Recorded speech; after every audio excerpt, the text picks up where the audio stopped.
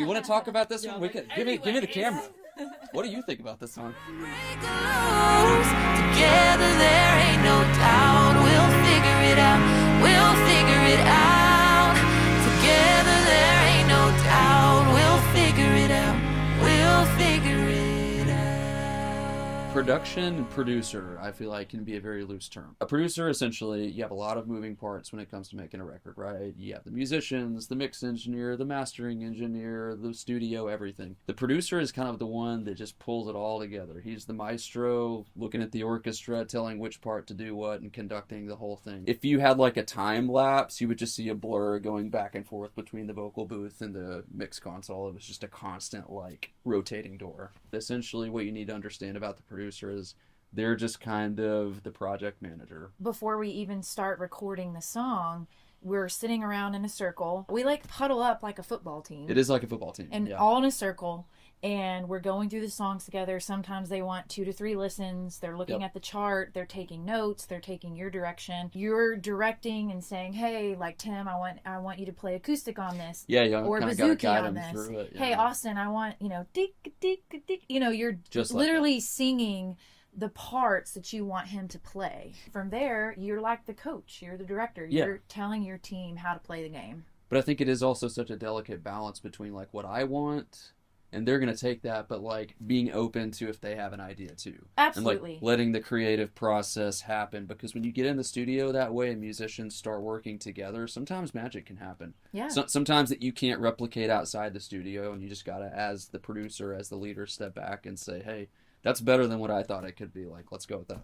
So let's talk about the songs that we recorded. Day 1, we recorded Let You. I wanna let you. Oh, I wanna let you. Alone in the City. I'm alone in the city. Drunk Love You. 'Cause the stone cold sober truth is I don't just drunk love you. And God Given. This love's what I prayed for. You're what I made for. It's kind of good. It's God-given. God-given. Did you have a particular reason why we started with... I did, actually. Okay. I'm glad you asked. No, I wanted to start with Let You just because it's like an up-tempo song. It's pretty straight down the middle as far as like there's not any crazy twists or plot things that happen in it that's going to throw anybody off. So I felt like it'd be a nice, easy, positive, up-tempo way to start the day. Everybody's feeling good. That was my whole reasoning for starting there. We could dance around this all night. Pretend like it don't feel right. I might just meat and potatoes it first couple down. Just get the meat, the big guitars, then we can get soundscapey and funky.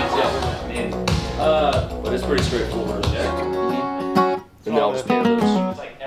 That's great, man. Because you wanted something that wasn't as intricate. Everybody's feeling good. Everybody feels Tee good him up. about it. Let him Tee him up. run.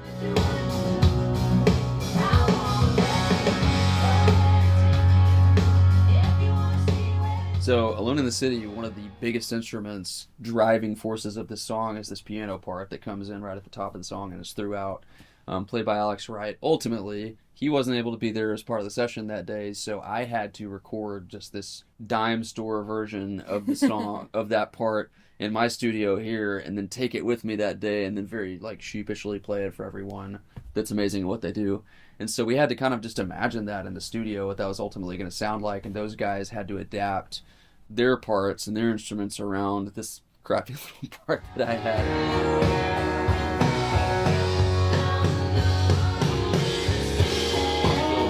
So on Drunk Love You, it's got this little thing in the beginning where it's like da-da-da-da-da-da-da. But that was one thing you did kind of speak up on and say, "Oh, I want some kind of intro thing." And I think you and Tim were kind of messing around with something, and Tim played something, and we were like, yes. I wanted him to double it. He was just doing what we would call one turn. He had only played it for 4, and it was something that I'm trying to stay quiet. So I'm sitting there just don't say anything. But then it was going to happen eventually. It was going to happen eventually. So yes, I was like, "Hey, Tim, I want you to play, that on 8 bars instead of 4. Ain't nothing in a bottle that hits me like you do. 'Cause the stone cold sober truth is I don't just drunk love you." And then by the time we got to God Given, it was a lot more nuanced, and I knew that. That's why I wanted it to be the last one, because it's like everybody's warmed up, everybody's feeling good. This something very cool, I think, in this song. This is the first time that Trey and I have ever done this, but my vocal in particular is totally untouched. Like, anytime you're recording vocals, like, there's a process afterwards where, you know, Trey is in this very studio here, and he's timing and tuning and pocketing every single... Comping, I mean, putting together every little piece of every line that was the best take. But as far as tuning goes, this song is so stripped back, production-wise, that he had came to me and he said, okay, I want to play this before we send this to the mixing guy. I didn't touch your vocal. And I was like, what do you mean you didn't touch my vocal? We're all over the vocals. They have to be perfect, right? Because when you guys hear a recording, you are hearing perfectly tuned, timed, pitch corrected vocals. So yeah, when Trey told me he didn't touch my vocal, besides probably timing, right? The timing and... Yeah, like a little bit of timing and... But as far as tuning and correcting pitch and making me sound perfect, instead of sounding perfect, it sounds raw. It sounds vulnerable. You get my true tone. And then you add Trey's harmony to it, which just makes my vocal even that much better. Like, I'm a good singer by myself, but what I love about Smithfield is, like, when I sing with Trey, I'm great. I'm not just good anymore. I'm great. And I feel like this track in particular... more so than just, you know, the production of the music. It was very vocal, toned, raw, vulnerable, focused. Studio apartment with a barefoot bottle of red wrapped in your arms, all I ever could have wanted. Might as well be heaven sent. What we got ain't a lot, but we're rich in the love that makes this life worth living. The grass could be greener, the sweet could be sweeter, but baby, ain't nothing missing when I'm with you. Yeah, it's all alright. I got it all, long as you're all mine. This love's what I prayed for, you're what I made for.